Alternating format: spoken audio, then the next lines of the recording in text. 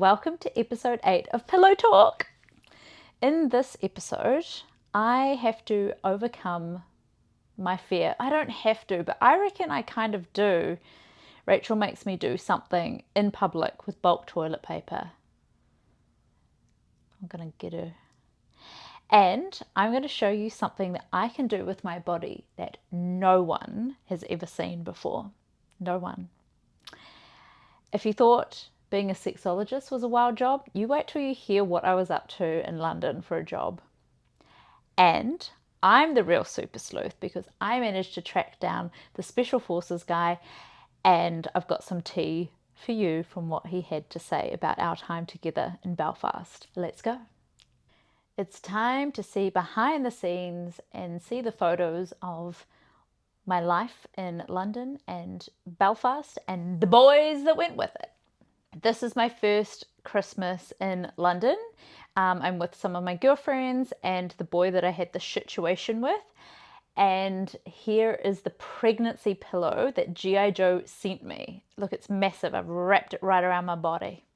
Here is the Special Forces guy. I thought he was leprechaun, but he was actually English. Look how ripped he is. This was St. Patrick's Day in Ireland. We were in Galway, and these are the two Kiwi gals that I employed to travel around the whole of UK with me doing the bongo work. And as you can see, we found a lovely Irish man for the night to join us. We bloody loved a pub quiz in the UK. This one we'd come last, but we still got some consolation prizes. So we put them all on us, and my Special Forces boyfriend took this photo. This memory fills me with so much joy because we'd done this walk up Cave Hill with Special Forces guy, and then he got the phone call, had to leave, gave me a kiss, ran down the hill, but we still carried on up the hill. So here is a picture of me and Holly in this big magical tree, and then this is us at the top of the hill. You know, I really embraced my Irish life, and here I am getting amongst a band. They gave me a banjo and I did a performance for the whole pub. Here I am at my uncle's grave in Mönchengladbach. That Special Forces boy had helped me to find and facilitated, and I left a little ticky there for him so that he had a slice of New Zealand with him. So this is quite a confronting photo, and I put it up on Facebook when I was living in London, and everybody went crazy for it back home. They could not believe that I was hanging out with Gary from Geordie Shore. But yeah, I was literally like a promo girl for his tour. And here he is just grabbing my boob. Feels not degrading at all. So my job with bongo was to get him around a whole of the UK and get him really assimilated into that culture. So I went to a secondhand store, got a kilt, put bongo in a kilt, and did a photo shoot with this piper. This was one big bongo event that we had, and this was my boss, and he's just got the big old banana up me bum. Totally fine. Sure that the HR department that didn't exist didn't care. This is me back for my best friend's wedding, and I was the Minge of Honor. Wait, what did Hayley call me? Minge of Honor. That's right. Here's me and G.I. Joe at Laura's wedding, and I think some of the lads were not impressed that he was getting back in on me. So you can see the dismay in their faces. The job I had in London was ridiculous. I was the promotions and marketing manager for Bongo. Bongo is a magical monkey that knows everything about you. And we worked really closely with Geordie Shore, which is the UK version of Jersey Shore. So it was really, really big in the UK. The stars of the reality TV show were massive. We partnered with Geordie Shore and we went on tour with them. We did adverts with them and we took them to events. We did a pub tour around the UK. I saw Beadle, Gary, who was known as the parsnip because of his giant vegetable-like penis, take home a different woman every night. And he would get his boys to go out from the VIP area and they'd like scout the bar and bring back the hot girls. And then once he had done his photos with everybody that night, then he would choose out of the gaggle of girls that had come back who he was taking home. I know. And so here is a compilation of some of the bongo Geordie Shore shenanigans. I feel really uncomfortable seeing some of this footage of me back at that time. Please mind my hair. I think I used to have this thing where I thought if it looked good from the front, it just like did not matter how it looked from the back. But now I see myself on camera, it's not good. Oh, and the person that's in the bongo suit is Penis Leash, my friend H. Hi guys, Right. so lovely to meet you. You too. Hey, so you're obviously like a really keen gardener, and I just wondered, like, have you got any tips for growing really big parsnips? Water them well, look after them, Yep. and I don't know. Nurturing. Be gentle with them. Dig deep. And the best one will be the biggest. Sorry? The best one will be the biggest. The biggest? The biggest. Biggest best. Okay, good. So, these are our bongo slap bands. So, give me your wrist. Slap that bad boy on, right? It's a bit of good fun. So, obviously it can wrap around big things. So, I was wondering... Yeah. So you're not opposed to it? What? You'd let me slap it on the parsnip? Do it. No, we can't. I'm blushing. Try it there. Awesome, thank you.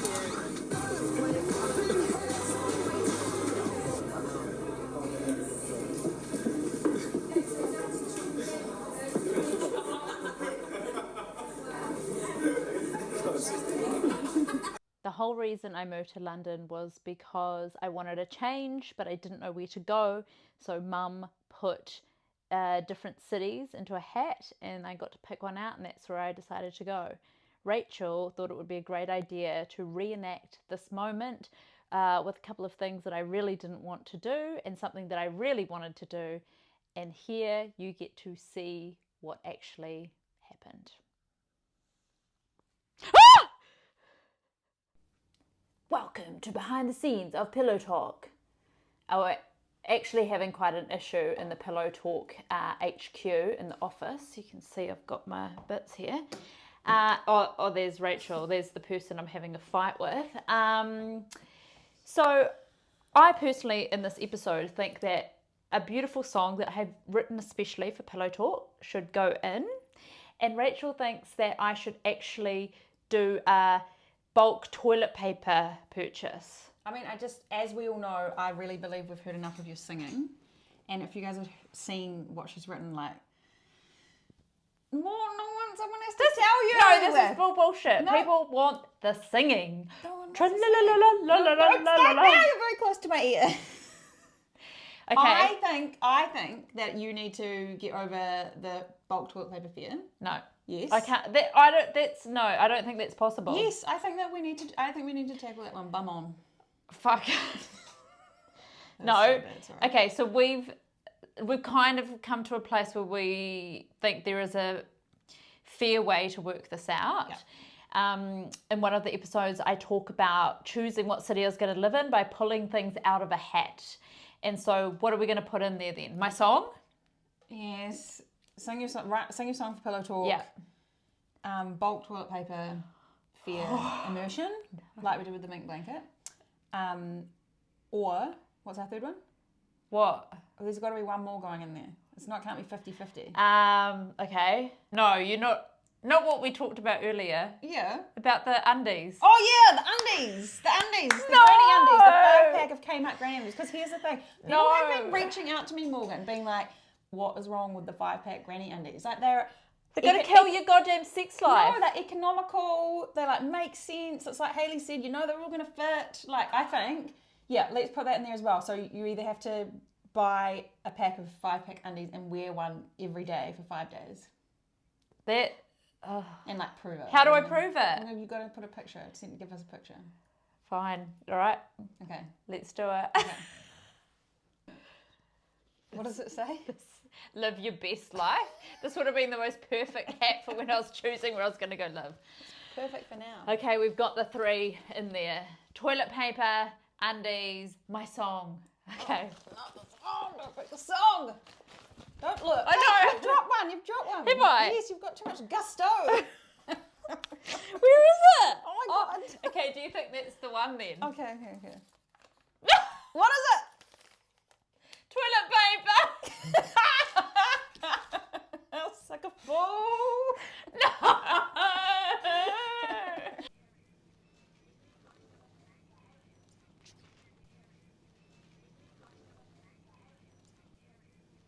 Oh, you don't have to stop for me. It's okay. It's fine. I'll take my toilet paper somewhere else.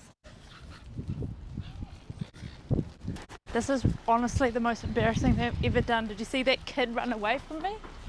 See that old man freak out? I've had it, eh? I've actually had it. All my street cred in my neighbourhood's gone.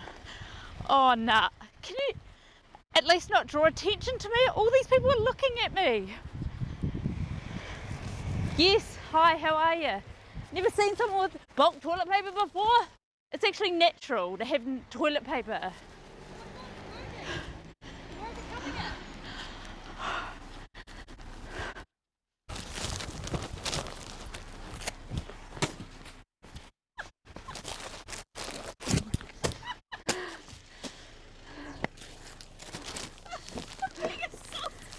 I'm sick of this. I'm sick of it. You try walking along with bulk toilet paper. Here is this week's chat with Mama Cares, and she finally takes some responsibility for some of my quirks, as she should. Matching. Pinky bits. Pink bits out on display. We hear about my situation Oh, yes. and what I use. Are you proud of how I handled that situation? That was pretty resourceful. Yeah. Yeah, well done. Thank you. I brought home a Secret Services guy. Yeah. What do you think it is with me and men in uniform? I was pondering on that myself, Oh, you were know. you? Yeah, defence, you know, protector, someone who would really stick up for you. You know, my grandma once said something interesting to me about that protection piece. She said you're always picking boys with big shoulders to physically protect you, but you need a boy that's going to protect your heart. Ah, she's a very wise woman, your grandmother. Cares. How do you say my favourite chip flavour? Salt and vinegar. That's I've right. learned from the best. That's right. We hear of another weird piece of communication from me in this episode with the magician. I tell him I'm a virgin, and then off I trot. Yes. Did I ever do any kind of weird communication with you as a kid? There was always weird communication. I remember the night before my first netball game, and I'd come downstairs and I needed to go to the toilet. It was dark and cold, and I thought monsters were going to jump out, and I think I was half sleepwalking, and so I did Milo, which was the netball ad at the time. Yeah. And what I was saying was, can you come and take me to the toilet? Because I'm scared, but I've got a big game tomorrow, so you got to help me. Yeah. Did you hear me singing and clapping? Yeah. Yes, I thought, oh, there she goes again. I've got to get up. I've got to march her down the hallway. I've got to get her into the toilet. And then I remember I used to spend hours on the trampoline, and I would sing. Oh, yes, yeah. Sometimes nude. Yep. Yeah. But then I would sing like wanting snacks. Yum, some apricot slice would be nice. Yes, and then I'd bring it out and you'd have it on the trampoline. How do you feel about all the money spent on my acting training that I did? When you hear my Scottish accents in that last episode. Well, I do have a giggle when you're doing the accents, and then Hayley tries to cover and gets do it right. She tries. So, yeah. When you're raising kids, it's good to give them lots of different experiences, and, you know, you want kids to be able to be an all-rounder, and I think you're a pretty good all-rounder. Well, I'm not very good at tennis. Well, you wouldn't say that. I don't think that was your passion, though, was it? No, badminton was. Oh, yeah. Badminton until someone chipped your tooth. Well, that's right, Danica Joblin. Yes. Kez, you are an enabler.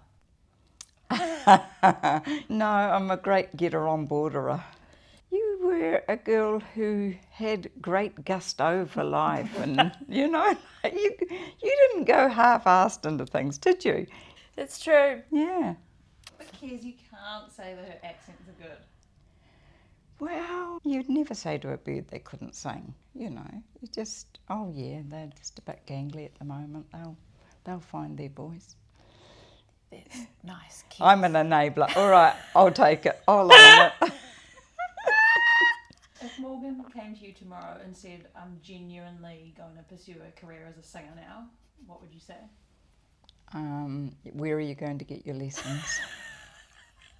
No, I think she'd need a bit of vocal training. Actually, I think she should do some vocal training. Yes, actually, that's not a bad idea. I think, you know, like, why not? I mean, some people are natural singers and other people have to learn to sing. You've found your singing voice, but it just needs a bit of tuning up. Just a little tune-up. Just a little tune Just up. a little tune-up. Yeah. Just a little tune-up. There we go. She's got the see, I'm an enabler. She's on board. Just a little tune-up. Just a little tune-up. In this episode, we hear G.I. Joe's grandiose hangover package that he's put beside the bed. If you were going to make me one, what would you put in it? Salt and vinegar chips. Definitely. I would put some condoms and some lube. Why? Well, just in case, you know, these are good things to have by the bed. I'm thinking of a bed scene, you know. Oh, like, yeah, you know. right, yeah. Great. Yeah, Safety yeah. first. I'd put a note. Oh, what would the note say? I love you. Oh, I'm proud of you. yes. Have a good sleep. Enjoy your schnapps. I'd happily receive your Good. hangover package. All right. Thanks, Kez. Okay, is that a wrap? Yes, doll, that's a wrap. Wow. All this chat about my Irish romance with my Special Forces boy made me think, oh my God, like, do I have any chats with him from the past? And I found in my phone a contact, IKEA. Whoops.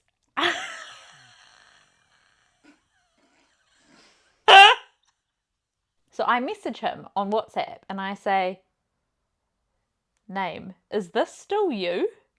And he goes, haha, yes it is. How are you? And I was like, oh my God, this makes me so happy. I've got you saved in my phone as beep IKEA. He goes, I was in New Zealand last year for work. That bloody spy came to New Zealand.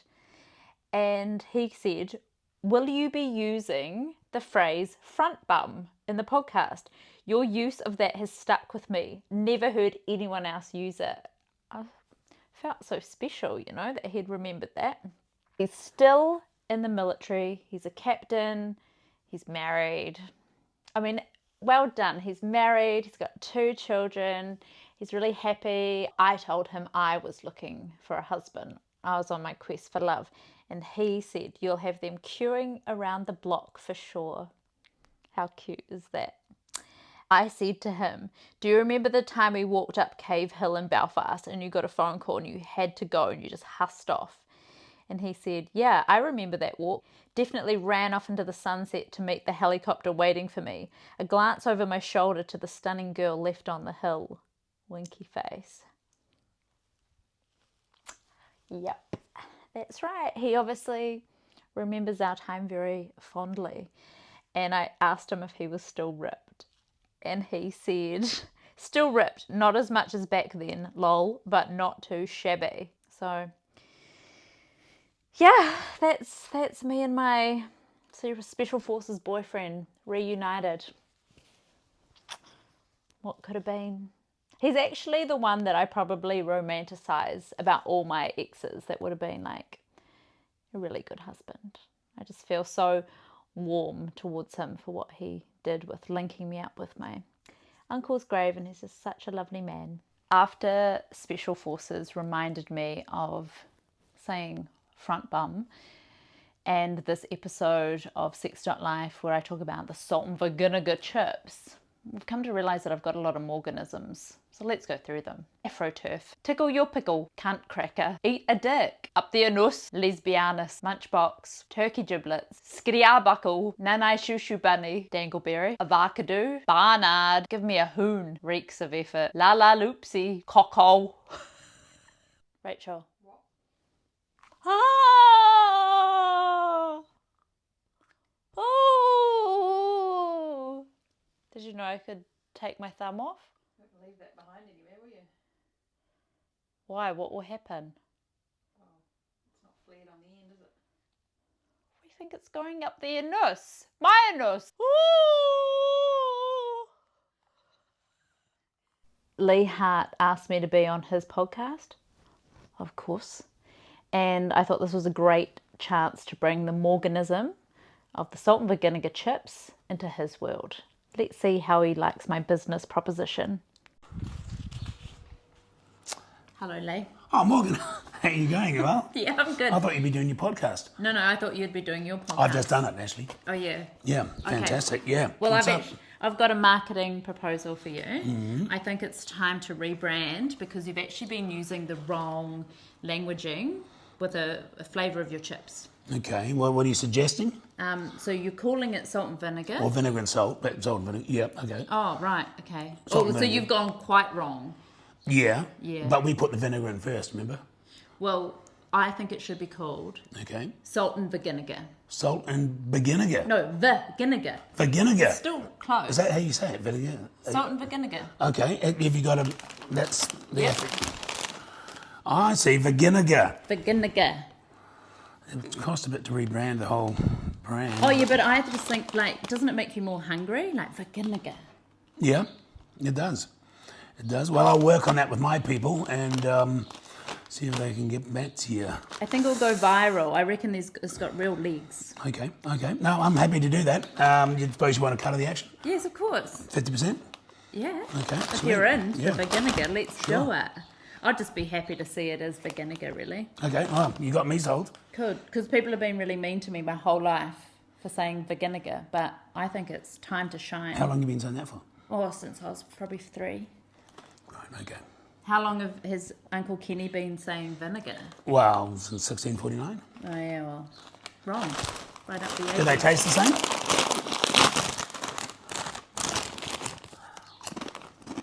Does it taste like vinegar or vinegar?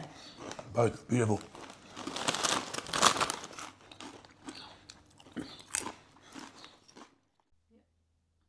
Oh, I've got cramp. Abracadabra.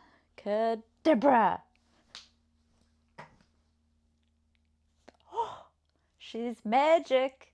It's a kind of magic. It's a kind of magic. Ah, stand alive. Uh-huh. Hitchhiking. Oh. Thank you for joining me on my bed for another raunchy session of Pillow Talk. Next week, I'm going to bring you into the inner sanctums of a new love beefy boy.